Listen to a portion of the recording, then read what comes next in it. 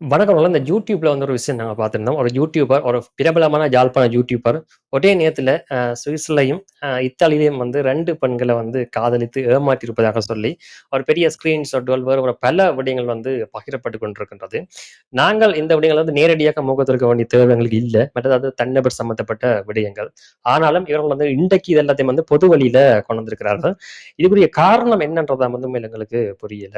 எல்லாத்தையுமே தனிப்பட்ட ரீதியில வந்து செய்து கொள்கிறார்கள். ஆனால் பிரச்சனைகள் வந்த அப்புறம் மட்டும் அதையும் பொது வழியில கொண்டு வந்து 1000 பேர் பார்க்கணும், 10,000 பேர் பார்க்கணும், இல்லது உலகம் வந்து எங்களுக்கு ஒரு தீர்ப்ப தரணும் அப்படின்ற மாதிரி சொல்றான்னு சொன்னால், அது ஆரம்பத்திலேயே வந்து அத செய்யலாம் தானே!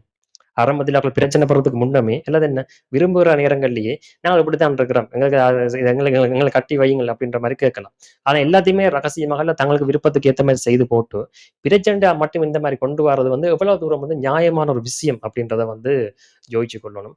இது பழி வாங்குறதுக்காக ஒரு ஆள பழி வாங்குறதுக்காக செய்றதான்னு நினைக்கிறார்களா? அல்லது அவர்கள் தங்கள தாங்களே அமைதிப்படுத்தணும்ன்றதுக்காக செய்றாங்கன்றதெல்லாம் தாண்டி, இன்றைய காலகட்டத்தில வந்து இது ஒரு ஒரு பேஷன் ஆயே போயிடுச்சு. நீங்க வடிவா பாருங்க. ஒரு ஒரு ஒரு யூடியூபர் அவற்றை வேலை என்ன? ஒரு கன்டென்ட்ட உருவாக்கி அத போடுறது. அவ்வளோதான். அப்ப அத பார்க்கிறவ எப்படி பார்க்கணும்ன்றா, அவர் போடுற கன்டென்ட்ட தான் வந்து பார்த்துக் கொள்ளணும். அந்த கன்டென்ட் நல்லா இருந்தா, அந்த வீடியோ நீங்க நீங்க சேனல் நீங்க தொடர்ச்சியா பார்க்கலாம். அது வந்து அதான் அவ்வளோதான் இதுல யூடியூப் கன்டென்ட். நீங்க யூடியூப் பார்க்குறாக்கள் வந்து செய்ய வேண்டிய விஷயம் அவ்வளோ மட்டும் தான். ஆனால் எங்கட யாழ்ப்பாணத்துல வந்து இப்படிலாம் இல்ல. இதெல்லாம் தாண்டி போயிடுவார்கள் எப்படின்னா, யூடியூபர் போடுறவர் அவர் அப்படி, இவர் இப்படி, அப்படி, இப்படி என்று சொல்லிக்கொண்டு தொடங்குவார்கள். அதுக்கப்புறம் அவருக்கு சில கேமராக்கள் வேற இது சம்பந்தப்பட்டெல்லாம் வெளிநாட்டுலருந்து யூடியூப் வீடியோ பார்த்துட்டு பிடிச்சிட்டுன்னு சொல்லி வாங்கி குடுப்பார்கள். சரியா? அதுக்கு பிறகு கொஞ்ச காலத்துல பண உதவி தேவை அப்படின்ற மாரிலாம் நடக்கும். அதுக்கு பிறகு பிரச்சனை வந்துரும். அவர்களே வந்து திட்டி, திட்டி என்னட்ட இவ்வளவு காசு வாங்கிட்டார்கள். என்ன ஏமாத்தி போட்டார்கள். அப்படின்ற மாரி இவர்களே வந்து பேட்டி குடுப்பார்கள். இதே தான் இங்கேயும் நடக்குது. அவர் வடிவா இருக்கிறார். அவர வளர்த்து விடணும். நல்லா நல்லா கதைக்கிறார் அப்படின்ற மாரி. சரி கதைக்கிறார், நல்லா கதைக்கிறார்ன்றா கூட, அவர் என்ன விஷயத்த சொல்றாரோ, அந்த விஷயத்த நீங்க பார்த்துக்கணும். அதாவது அவர் என்ன கன்டென்ட் உருவாக்குறாரோ, அந்த கன்டென்ட் தான் நீங்க முக்கியத்துவம் குடுக்கணும். அந்த முக்கியத்துவம் கன்டென்ட்க்கு கொடுக்காமல், நீங்க வந்து அவர் வடிவா கதைக்கிறார் அப்படின்னு சொல்லி தொடங்குறீங்கன்னு சொன்னா என்ன அர்த்தம்ன்னு சொன்னா, கன்டென்ட்க்குரிய மதிப்பு இல்லாம போகுது. இந்த யூடியூப்ப பொறுத்தவரைக்கும் சரி, இல்ல விஷயத்த பொறுத்தவரைக்கும் இந்த கன்டென்ட் தான் முக்கியம். அப்ப அந்த கன்டென்ட்க்குரிய மரியாதை தானே குடுக்கணும். ஆனா இங்க அது குடுக்கப்படுறது இல்ல. இங்க தனிநபருக்குரிய ஒரு மரியாதை தான் குடுக்கப்படுது. புடிச்சால் அந்த மாதிரி, புடிக்கலண்டா யார்றா இவன் லூசன் அப்படின்றதான் வந்து எங்களோட பலருடைய அந்த மனநிலை. அதுல ஆண், பெண் என்ற வர்க்கமே இல்லை என்றே சொல்லிக் கொள்ளலாம். அப்படி இருக்கேக்க, இந்த மாரி கட்டம் தான் வந்து அடுத்தடுத்து எங்க போகுதுன்னு சொன்னா, புலத்தமிழ்கள்ல இருக்கிற பெண்கள் இதுல பார்க்கிறார்கள். பார்த்துட்டு, ஓகே இவர் வடிவா இருக்காரு. ஹீரோ மாரி இருக்கார். நல்லா கதைக்கிறார். அப்ப நான் இவர லவ் பண்ணா என்ன? இல்ல இவர காய்ச்சு பார்ப்போம். அப்படின்ற மாரி கட்டத்துக்கு போகுது.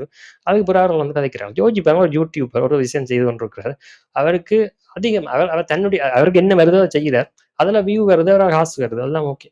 சரி. ஆனால் அதுக்கு அடுத்த கட்டம் நிறைய பேர்ட்ட இந்த ஒரே நேரத்துல நிறைய பேர் மெசேஜ், கால் எல்லாம் வரைக்க, ஒருத்தன்ட மனநிலை எங்க இருந்தது இங்க மாறும்னு நீங்க நினைக்கிறீர்கள்? காணாத கண்டான்ற சொல்லி ஒரு விஷயம் சொல்லுவாங்க ஊர்ல. அது அப்படின்னு நீங்க யோசிச்சுக்கலாம். இல்ல அடுத்த கட்டம் யோசிப்பாங்க. அது அது ஒரு ஒரு அதிகார மமதைன்றது சாதாரணமே இல்ல. நீங்கள் எல்லாருக்கும் அது வாழ்க்கை நடக்க போறதில்ல. ஆனால் அது நடக்கும் சிலருக்கு. நடக்கைக்கு வந்து உண்மையில அவங்க எங்க போறாங்கன்றது அவன அது அந்த போதை வந்து எவ்வளவு தூரம் தூக்கிக் கொண்டு போகும் அப்படின்றதும், அது தூக்கிக் கொண்டு போறது அவன என்னெல்லாம் செய்யும் அப்படின்றதும், உண்மையில அவங்களுக்கு வெளி உலகத்தில இல்ல கீழ் மட்டத்தில இருக்கிற யாருக்குமே வந்து கீழ் மட்ட சாதாரண மட்டத்தில இருக்கிற எந்த ஒரு மக்களுக்குமே தெரிய போறதில்ல. ஏன்னு சொன்னா, இங்க சாதாரணவங்க தான் பெரும்பான்மை. அவரு ஒரு சாதாரண மட்டத்துல தான் இருக்க போறாங்க. அவருக்கு இது தெரிய வர போறதில்ல. சரியா? அப்ப அந்த போதை அவங்கள எவ்வளவு தூரத்துக்கு கொண்டு போகும், அங்க என்னெல்லாம் நிக்க வைக்கும், தாங்கள் எப்படிய நாக்கள் அப்படின்ற இந்த பக்க சாதாரண மட்டத்துக்கு வரப்போறதில்ல. நாங்கெல்லாம் மிதந்து கொண்டிருக்கிறார்கள் அப்படின்ற மாரி தான் வந்து நினைச்சுக்கொண்டோம். அந்த மிதப்பில பலர் வந்து பல விளையாட்டுகள செய்வார்கள்.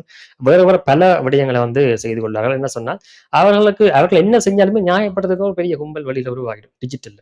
அவர்கள் யார் என்னன்றெல்லாம் அவங்களுக்கு தெரியாது. ஆனால் அவர்கள் ஒரு அவர் அப்படி, இவர் சூப்பர் அவ்வளவுதான் நடக்கும். அவர் போற கன்டென்ட் படி எந்த கதையுமே இருக்காது. சரி, அப்ப அந்த கன்டென்ட் அப்படியே நடு ரோட்ல அனாதையா விடப்பட்டு, அவர் வந்து அது ஒரு ஒரு தனிநபர் ஃபேமஸ் ஆக்கப்படுவார்.